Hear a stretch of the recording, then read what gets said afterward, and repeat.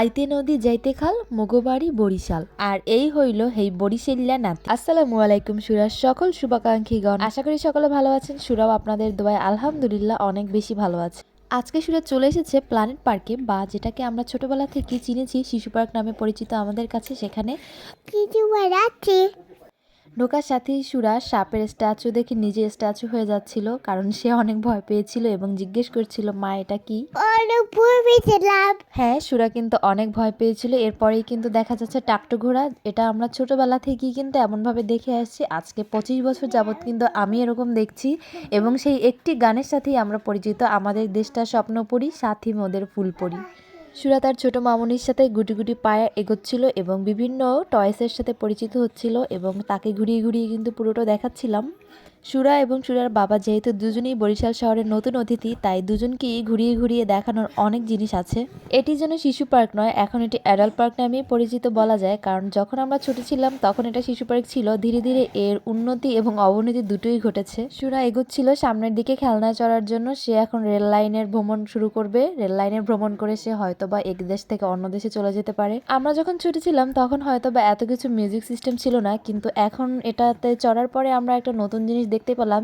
খেলনাটিকে আরও আকর্ষণীয় করে তোলার জন্য এবং জনপ্রিয় করে তোলার জন্য কিন্তু ভিতরে একটি ভূতের গলির ব্যবস্থা করা হয়েছে, যেটা আগে ছিল না।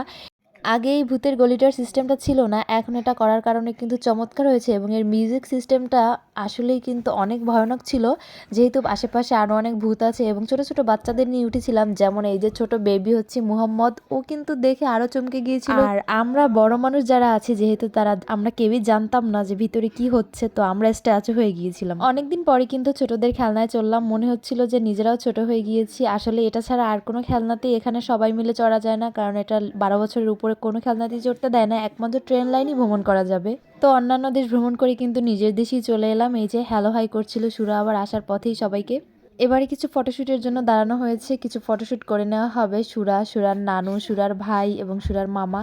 তারই মধ্যে সুরা কিছু বক পাখির ছানা থেকে সেখানে গিয়ে কিছু ফটোশ্যুট করে নিল। এখানে ছবিগুলো কিন্তু আসলে অনেক সুন্দর হয়েছিল। আমি এখানে কিছু ফুলের সাথে ছবি তুলে নিলাম। এটা হচ্ছে জবা ফুল, যেহেতু লাল টকটকে ছিল, ফুলটা দেখতে অনেক ভালো লাগছিল। এবং বাবা মেয়ে কি করছিল দেখা যাক কাণ্ড। দুজনেই বসে বসে বাবলস ফুলাচ্ছিল এই যে, আর সুরা কিন্তু সেগুলো ফাটাতে অনেক এনজয় করছিল দুজন। এরপরেই গুটি গুটি পথে হাঁটতে হাঁটতে চলে এসেছি প্লেনের কাছে। প্লেনে ভ্রমণের ইচ্ছা থাকলেও সময় সাপেক্ষতার কারণে কিন্তু চড়া হয়নি, কারণ আমাদের আরো অনেক প্ল্যান আছে। এখান থেকে এবার আস্তে করে বের হতে হবে। সুরা এগুলো দেখে কিন্তু খুবই খুশি হচ্ছিল, কারণ তার কাছে এগুলো সবই ছিল নতুন। বাবার সাথে সাথে সে কিন্তু ঘুরে ঘুরে অনেক পশু পাখি ধরে ধরে দেখছিল।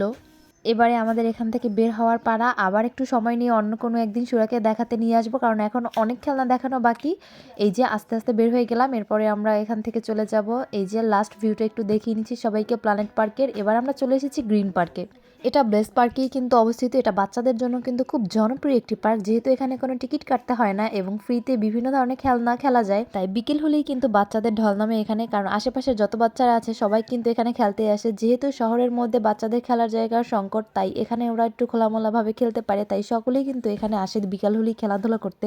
খেলনা যেমন কম হয়ে গিয়েছে বাচ্চার তুলনায়, তেমনি কোনো খেলনা থেকেই বাচ্চাদের নামানো যাচ্ছিল না, কারণ সবই তো ছোট বাচ্চা, কান্না করে দিচ্ছিল। এবার জুসের অর্ডার দিল সুরা, একটু জুস খেয়ে নেবে। এই যে অন্যদিকে দেখুন কি অবস্থা ব্লেস পার্কের, মানে এখনো বিকেল সন্ধ্যা হয়নি, তারই মধ্যে এই অবস্থা, যানজট। সামান্য একটু জুস নিতে গেলেও যদি এতটা বড় লাইনে দাঁড়ানো লাগে। সুরা এবং সুরার ভাই এখান থেকে চকলেট মিল্কশেক নিয়ে নিল। এখানে প্রচুর পরিমাণে ভিড় ছিল, তারপরে ছেলেটা আমাদের অনেক তাড়াতাড়ি করে দিয়ে দিয়েছে। এরপর আমরা চায়ের জন্য বসেছিলাম। সুরা জুস খাচ্ছে, সুরার ভাই জুস খাচ্ছে, এবং আমরা চায়ের জন্য বসেছিলাম। চা অর্ডার করা হয়ে গিয়েছে, এবং এই যে আমার ভাই সবাইকে চা সার্ভ করছিল। এই চায়ের কাহিনীর কথা আর কি বলবো, এটাও একটি আত্মকাহিনী। এটার জন্য অনেকক্ষণ অপেক্ষা করতে হয়েছে, এবং সিট পেতে তো যা বলার দরকার নেই। যাই হোক, আজকের ব্লগ এখানেই শেষ করছি। এতক্ষণ সাথে থাকার জন্য অসংখ্য ধন্যবাদ। সকলে ভালো থাকবেন। আল্লাহ হাফেজ।